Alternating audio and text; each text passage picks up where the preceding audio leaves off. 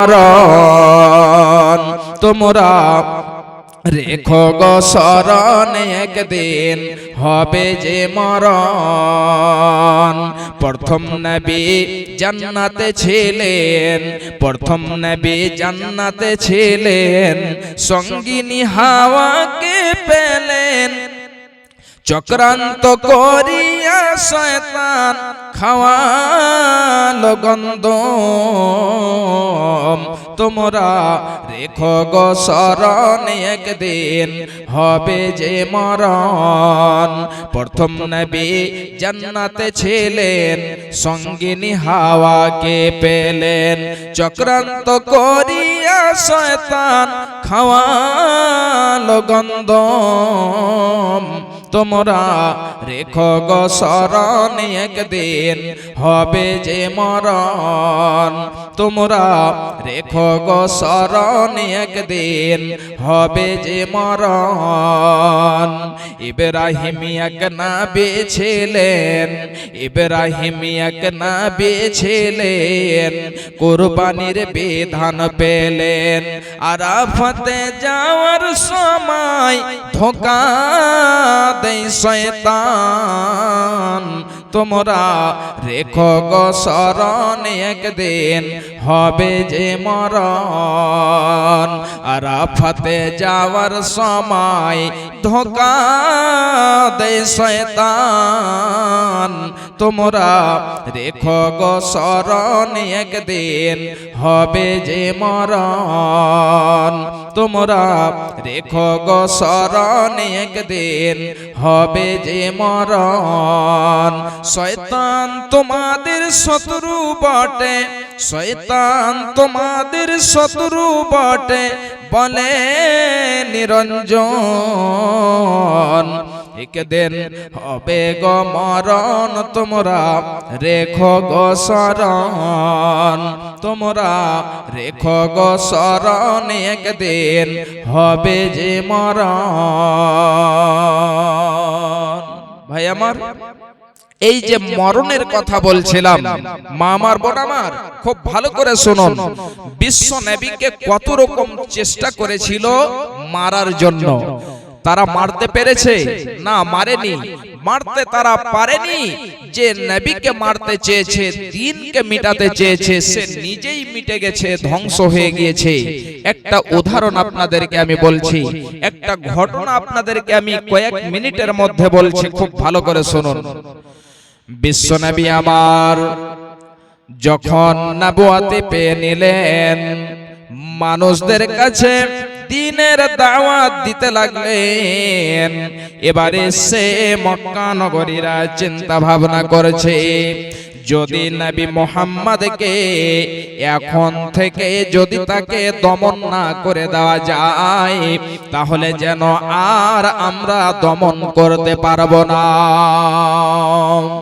এই জন্য নবী মুহাম্মদ যে নিজেকে নবী মনে করেছে, যে নিজেকে নবী বলছে, এই নবী মুহাম্মদকে যদি এখনই আমরা শেষ না করে দিতে পারি, তাহলে আমাদের দ্বীনকে, আমাদের মাবুদকে, আমাদের সমস্ত জিনিসের যেন তাওহীন করবে।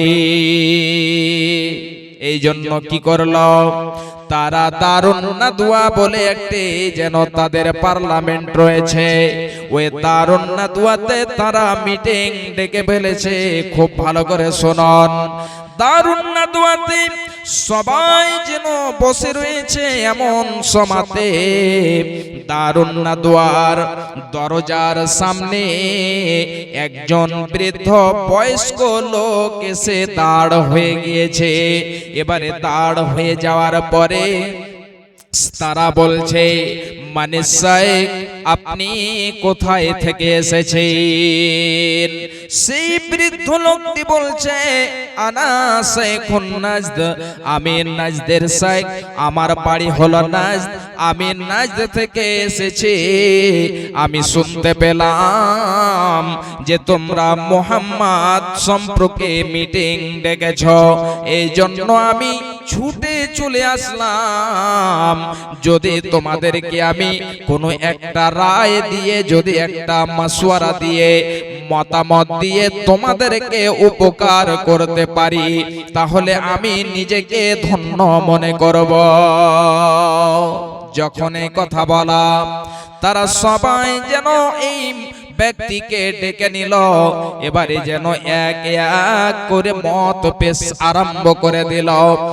একজন রায় দিচ্ছে।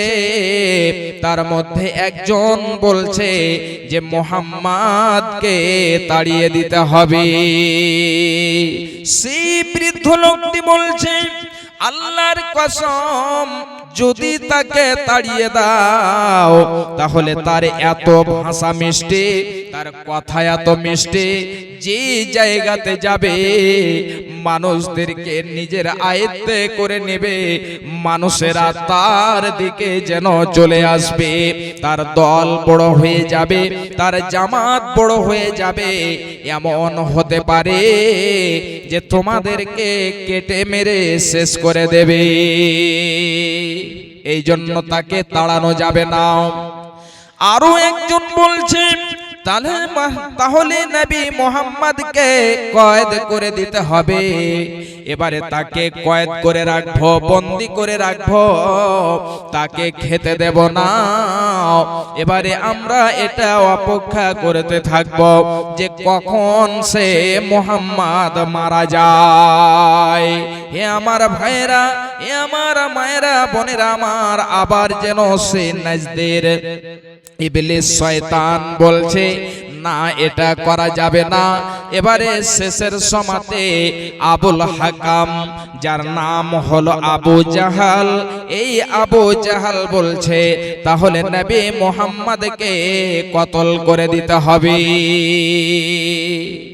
যখন এই কথা বললাম, সেই নাজদের বৃদ্ধ বয়স্ক লোকটি বলছে, আল্লাহর কসম, আবুল হাকাম যে কথাটি বলেছে এই কথাটিকে যেন কার্যকারী করতে হবে, এটাই যেন পালন করতে হবে। না রহেগি বাঁশ, না বাজেগি বাঁশুরি, না মুহাম্মদ থাকবে, না আমাদের মাবুদের তাওহীন করবে, না আমাদের রবের তাওহীন করবে। মুহাম্মদকে কতল করে দেব, মুহাম্মদকে শেষ করে দেব, সমস্ত জিনিস শেষ হয়ে যাবে। এবারে যেন তাদের আইন পাস হয়ে গেল।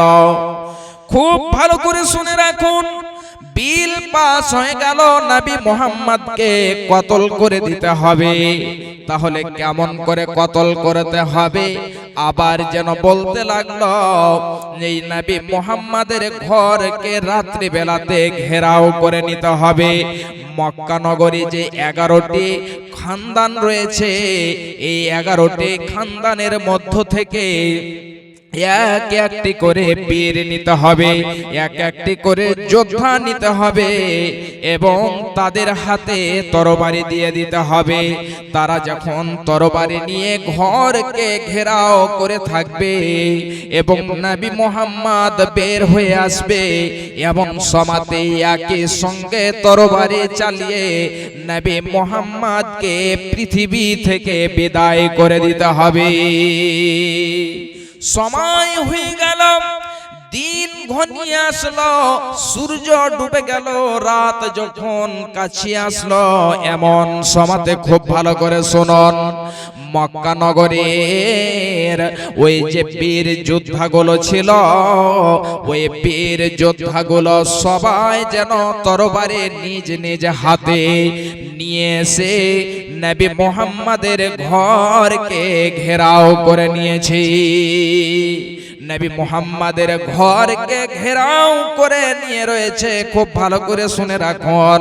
এবারে আল্লাহ রাব্বুল আলামিন জিবরিল আমিনকে বলছেন, হে আমার জিবরিল, তুমি যাও যে আমার হাবিবকে বলে দাও, আমার দোস্তকে বলে দাও, হে আমার বাপজান, আমার মা, আমার বোনেরা, আজকে আমরা দিন সহজে পেয়েছি। নবী মুহাম্মদকে দেখেন কত যেন কষ্ট করে দিনকে প্রচার প্রসার করেছেন।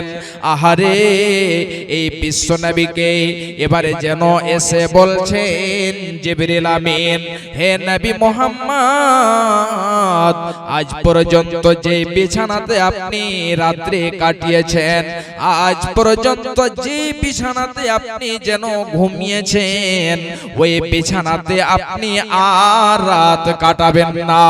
এই জন্য মক্কা নগরীরা আপনার ঘরকে ঘেরাও করে নিয়ে রয়েছে। যখনই আপনি বের হবেন তাদের সামন দিয়ে আপনার উপরে যেন তারা তরবারি চালিয়ে দেবে, আপনার গর্দনকে উড়িয়ে দেবে। বিশ্বনবীর কাছে এসে যখন জিবরিল আমিন বলে দিলেন, বিশ্বনবী আমার যখন আদেশ পেয়ে নিলেন, আদেশ পাওয়া মাত্রে বিশ্বনবী এক মুষ্টি মাটি নিলেন, ওই মাটিটাকে দম করে তাদের দিকে ছুড়ে দিলেন। অনেক লম্বা ইতিহাস। এবারে দম করে মাটিটাকে তাদের দিকে ছুড়ে দিলেন, আর নবী মুহাম্মদ আমার তাদের সামন দিয়ে বের হয়ে চলে আসলেন। হে আমার ভাইরা, হে আমার মায়েরা, বোনেরা আমার, বিশ্বনবী আমার তাদের সামন দিয়ে বের হয়ে আসলেন। কিন্তু ওই সমস্ত বীর যোদ্ধারা কিঞ্চিত পরিমাণে জানতে পারেনি। বিশ্বনবী তাদের সামন দিয়ে বের হয়ে আসলেন। আসার পরে হযরতে আলীকে বলছেন, আলী রে, যতগুলো আমার কাছে আমানত রয়েছে, ওই সমস্ত আমানতগুলো মক্কা নগরীদের কাছে যেন পৌঁছে দেবে, তাদেরকে বুঝিয়ে দেবে। এবারে বিশ্বনবী আমার আবু বকরকে সঙ্গে করে নিয়ে মদিনার দিকে রওনা হয়ে গেলেন। দয়ার নবী মুস্তাফা জন্মভূমি ছাড়িয়া আলীকে শুইয়ে দিলেন নিজের বিছানায়। দয়ার নবী মুস্তাফা জন্মভূমি ছাড়িয়া আলীকে শুইয়ে দিলেন নিজের বিছানায়। কাফেরেরা দলে দলে নবীজিকে মারব বলে সারা রাত্রি চারিদিকে ছিল পাহারা। কাফেরেরা দলে দলে নবীজিকে মারব বলে সারা রাত্রি চারিদিকে ছিল পাহারা। আলীকে শুয়ে দিলেন নিজের বিছানায়। তাই নবীজি গভীর রাতে আবু বকরকে নিয়ে সাথে, তাই নবীজি গভীর